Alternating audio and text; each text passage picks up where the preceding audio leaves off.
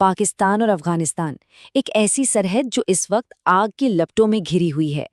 आज बात करेंगे इसी तेजी से बढ़ते संकट की और समझेंगे कि आखिर हो क्या रहा है। तो चलिए सीधे मुद्दे पर आते हैं। ये पूरा मामला असल में एक ही बड़ी और नाटकीय घटना के बाद सुर्खियों में छा गया। हुआ ये कि पाकिस्तान ने अफगानिस्तान की सरहद के काफी अंदर घुस के ड्रोन से कई हवाई हमले किए। अब इस एक एक्शन ने, आप समझिए, उस इलाके की नाजुक शांति को एक झटके में तोड़ दिया है और अब वहां तनाव अपने चरम पर है। तो सवाल उठता है कि आखिर अभी क्यों पाकिस्तान ने ये कदम क्यों उठाया।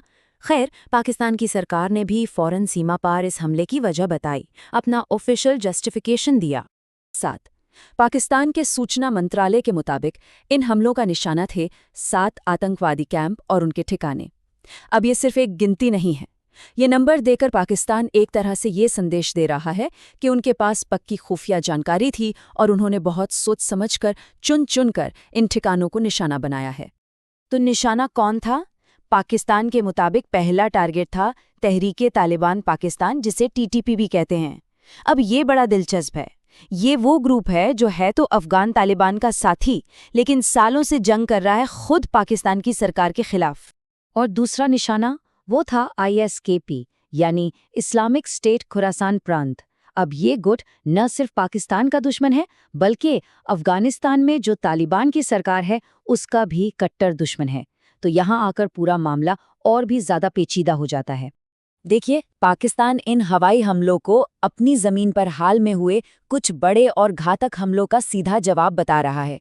इसे जवाबी कार्रवाई का नाम दिया गया है, जो कि अंतर्राष्ट्रीय स्तर पर एक तरह का कानूनी और कूटनीतिक दांव भी है, ये कहने के लिए कि देखिए, हमने ये हमला अपनी आत्मरक्षा में किया है, ये किसी देश पर हमला नहीं है।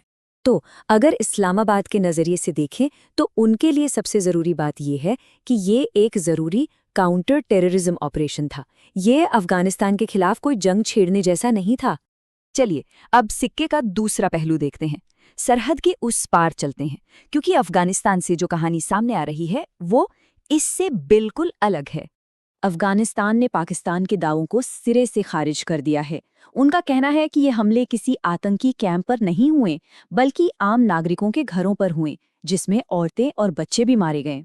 1 दर्जन से ज्यादा अफगान मीडिया रिपोर्ट्स के मुताबिक इन हमलों में कम से कम इतने लोगों की जान गई है। और ये सिर्फ एक आंकड़ा नहीं है, ये वो जिंदगियां हैं जो इस टकराव की वजह से खत्म हो गईं।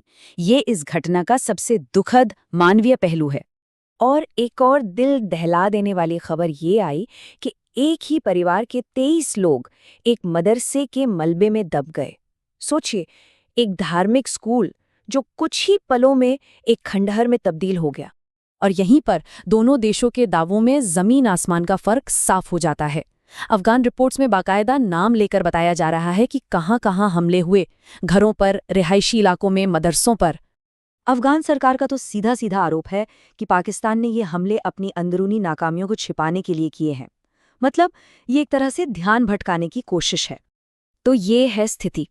एक ही घटना, लेकिन 2 बिल्कुल अलग अलग, एक दूसरे से एकदम उलट कहानियां। और यही इस पूरे संकट की जड़ है। अब ये मामला और भी गंभीर इसलिए हो जाता है क्योंकि इन हवाई हमलों ने सिर्फ सीमा ही नहीं, बल्कि एक अहम समझौते को भी तोड़ा है। चलिए उस पर नजर डालते हैं। देखिए, ये हमले सिर्फ एक मिलिट्री एक्शन नहीं थे। ये एक तरफा तौर पर उस सीज फायर अग्रीमेंट को तोड़ना था, जो खास तौर पर तनाव कम करने के लिए ही बनाया गया था। ये समझौता बहुत साफ था। इसकी मध्यस्थता की थी कतर और तुर्की ने, मतलब 2 ऐसे देश जिनका इस इलाके में अच्छा खासा असर है। और समझौते की सबसे अहम शर्त पता है क्या थी? यही कि पाकिस्तान चाहे जो हो जाए, किसी भी सूरत में अफगानिस्तान के अंदर हवाई हमले नहीं करेगा। असल में ये समझौता इस इलाके में शांति की एक गारंटी जैसा था।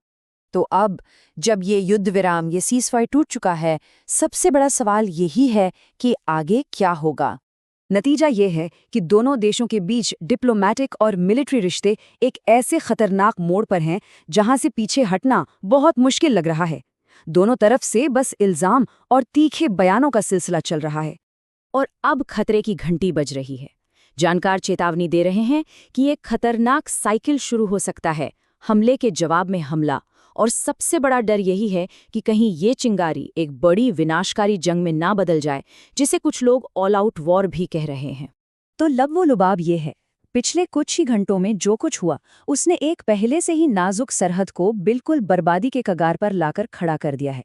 समझौता अब रहा नहीं, भरोसा टूट चुका है और अब पूरी दुनिया बस यही देख रही है कि आग की लपटें आगे कहाँ तक फैलती हैं।